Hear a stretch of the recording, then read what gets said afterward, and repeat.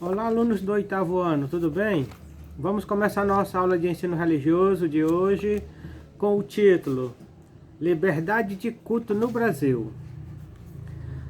As manifestações religiosas do povo brasileiro é resguardada constitucionalmente desde o Brasil Império, que manteve a religião oficial vigente no Brasil Colônia de Portugal, como todas as implicâncias legais da manutenção do Estado confessional.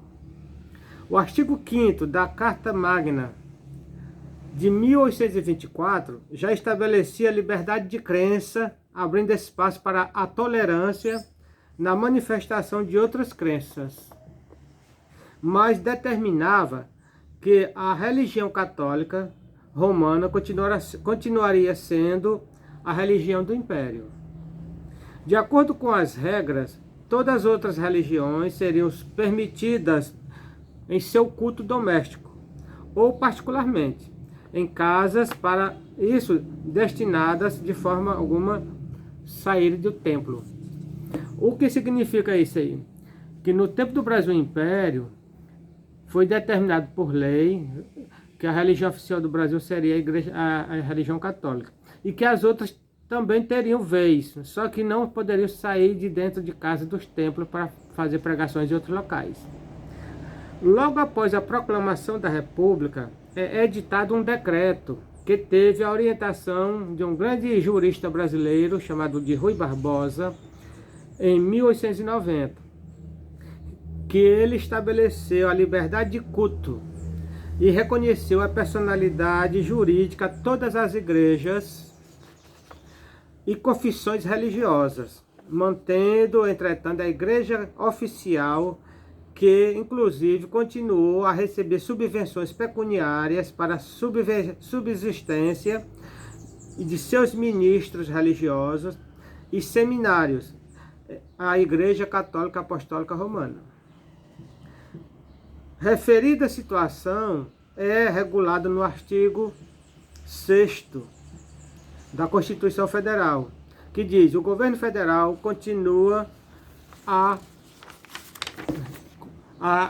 compreender e a manter as decisões que foram tomadas na Constituição anterior promulgada, e que o seu autor era a personalidade de Rui Barbosa.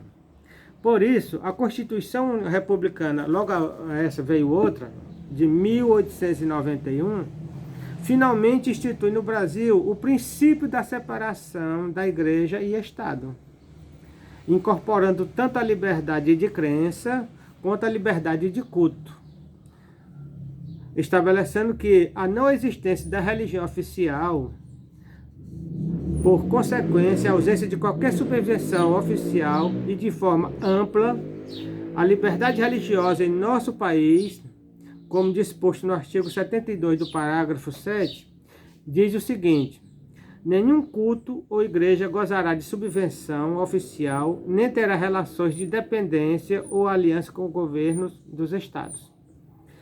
Essa Constituição de 1891, ela separou o Estado das igrejas, as igrejas do Estado. Não tinha mais ligação nenhuma, cada um era independente. O governo não seria mais obrigado a manter essas igrejas, doando dinheiro, ajudando na formação de pessoas religiosas. Então foi essa Constituição aí que separou as igrejas de Estado e deu liberdade para outras religiões também fazer seus cultos onde quisessem. Poderiam promulgar sua fé religiosa em qualquer local, até em praça pública, nas ruas, era permitido. Porque antes não era, nas outras Constituições.